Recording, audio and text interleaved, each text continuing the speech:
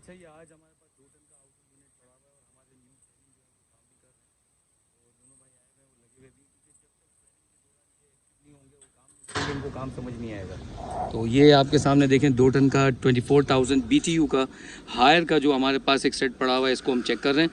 अच्छा कोशिश करें कि देखें जब भी इस तरीके के केसेस आपके पास आएँ या तो इसका कंडेंसर पूरा चेक किया करें, और वॉल अगर लीकेज हो जैसे कि इसमें आपको लग रहा है, वॉल कभी भी आपने रिपेयर नहीं करने। वॉल रिपेयर करेंगे तो इतने बड़े यूनिटों के वॉल जो है लीक हो जाते हैं दोबारा से, तो आपने वॉल रिपेयर नहीं करना है। वॉल को आपने क्या करना है, नया लगा देना है, ताकि कस्टमर को बार बार लीकेज की शिकायत ना हो।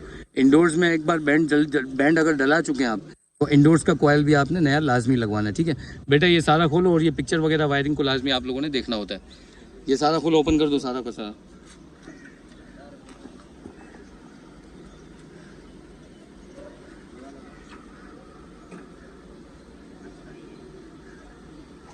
अच्छा इसमें मैं आपको बता दूं इसमें होता क्या क्या है। ये बेसिकली नॉन इन्वर्टर है, और नॉन इन्वर्टर के अंदर देखें आपके पास एक फ़ैन मोटर होती है, एक कैपेसिटर होता है, फ़ैन कैपेसिटर होता है, ये तो 2.5 UF का 3.5 UF का होता है, और साथ में एक कॉन्टेक्टर लगा हुआ होता है।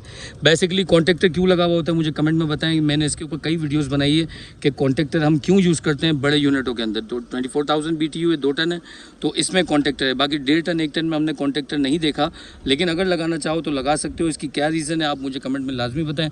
तो एक कॉन्टेक्टर लगा हुआ है, बाकी इसके कनेक्शंस वगैरह जो है लास्ट टाइम देखे कनेक्शन भी इसके जले वाले होंगे, तो इन्होंने क्या किया है इसके थिम्बल की जगह वो कनेक्टर लगाए हुए हैं, तो ये कनेक्टर भी इसके अंदर लगे हुए हैं। तो ये भी एक अच्छा काम है, कनेक्टर भी जलते नहीं हैं।